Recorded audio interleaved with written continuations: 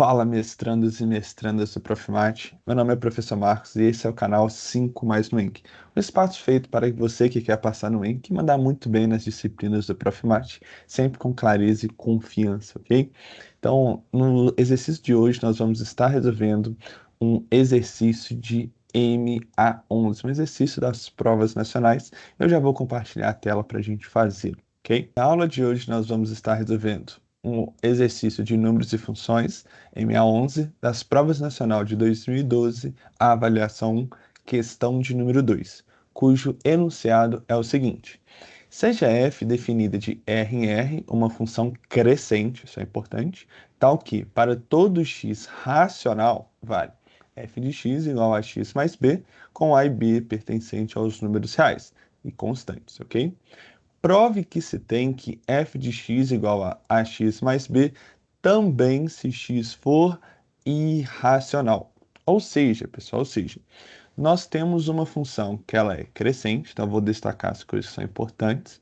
Ela é crescente, também definida de R em R, domínio que é importante para a gente, onde para todo x racional nós temos sua lei de formação. O que que a gente quer fazer aqui?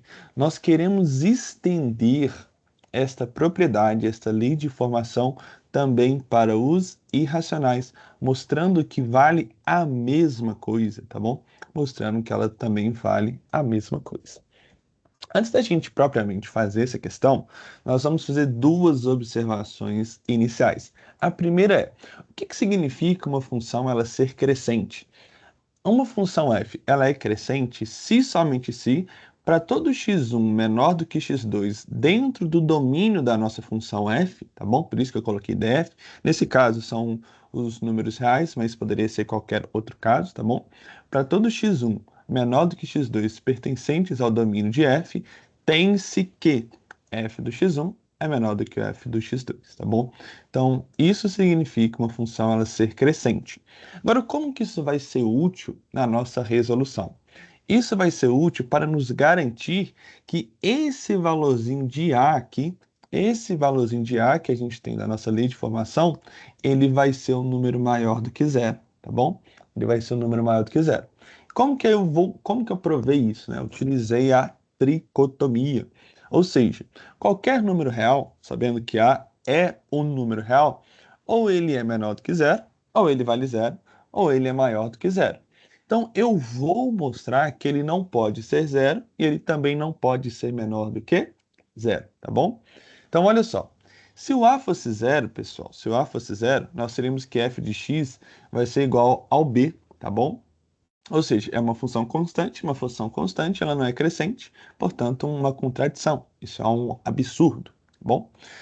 Próximo ponto. Se A fosse um número menor do que zero, então eu vou mostrar que isso vai gerar uma contradição. Como que eu faço isso? Eu pego dois racionais. E por que que eu pego racionais? Porque eu sei como que essa minha função funciona dentro do conjunto dos números racionais. Eu pego dois racionais, R1 e R2, pertencentes aqui, tal que o R1 é menor do que o R2. E o que é que eu vou forçar a aparecer? Eu vou forçar a aparecer a nossa função f de x, tá? Vou forçar a aparecer a nossa função f de x. Então, olha, o que que eu faço para aparecer a função f de x? Tem que aparecer ax mais b. Então, meu primeiro passo é, se R1 é menor do que R2, eu multiplico todo mundo por A. Só que como A é um número negativo, nós temos que inverter a desigualdade. Ou seja, A que multiplica R1 é maior do que A que multiplica R2.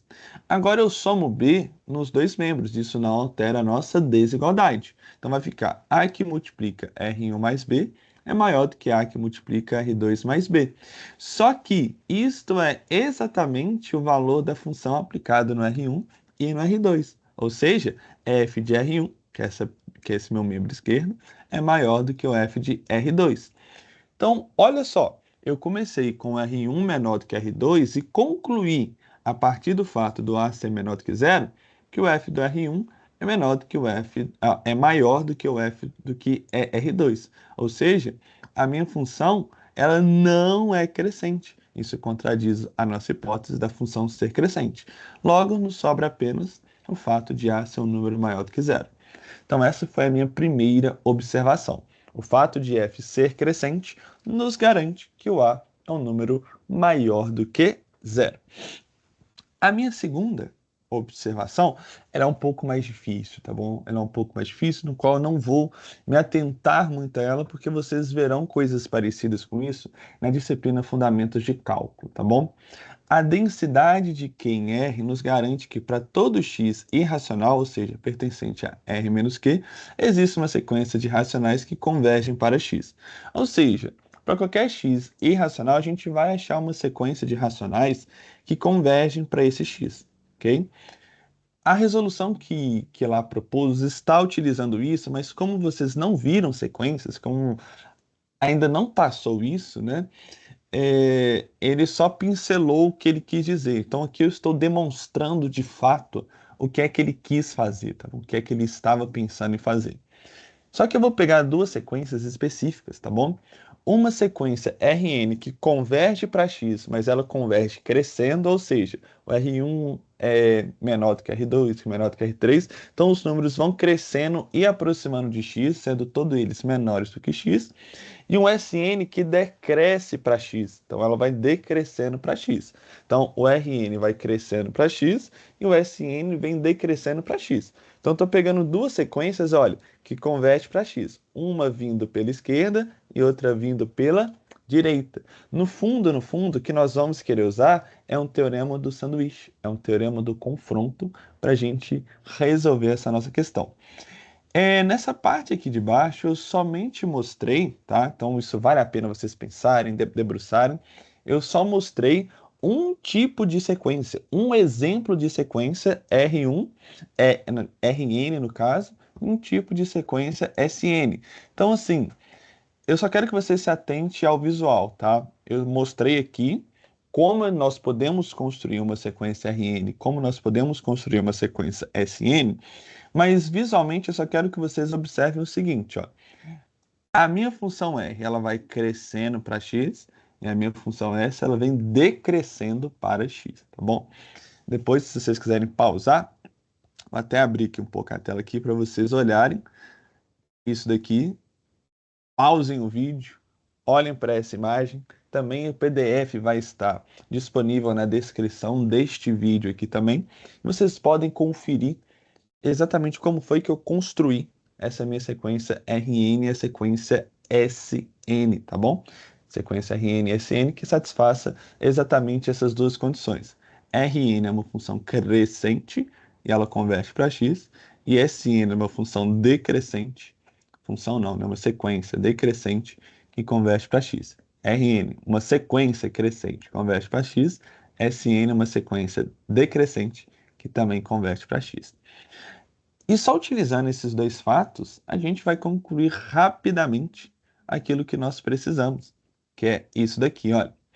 Com essas duas observações iniciais, será mais fácil provar o que se pede. Como assim? Então, nós vamos começar com um x irracional qualquer, tá bom? Dado um x pertencente a r menos q, nós vamos tomar aquelas duas sequências bem parecidas, quaisquer duas, tá bom? Quaisquer duas sequências, Rn e Sn que convergem para x.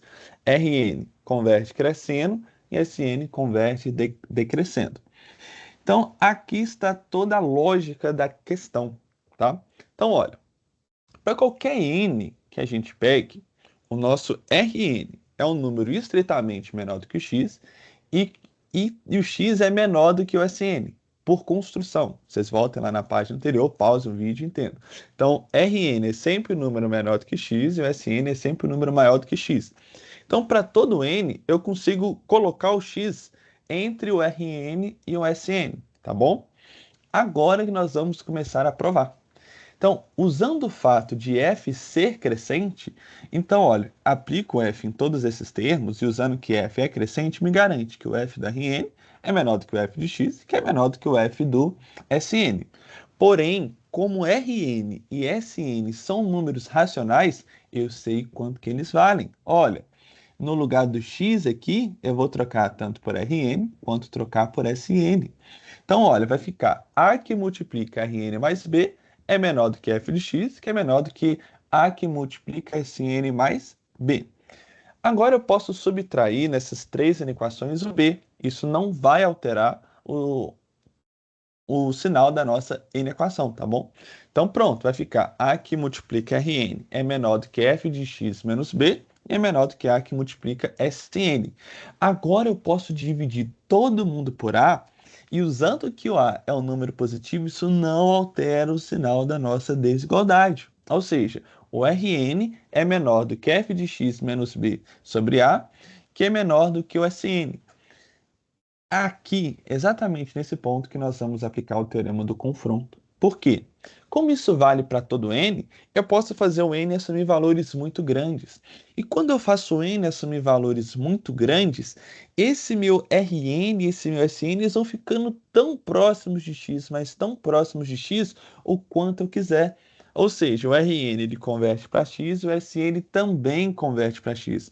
Logo, esse termo do meio que está entre o Rn e o Sn também tem que ir para x. Ele também tem que valer x, pessoal. Tá bom? Ou seja, fazendo n ir para infinito, temos pelo teorema do confronto que o f de x menos b sobre a, isso converte para x. Porém, lembre-se, o x ele é um número irracional e a minha função f ela pega qualquer x aqui e leva em um número real também.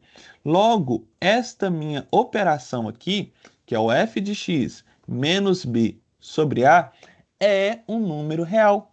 Então, eu tenho um número real que converte para x.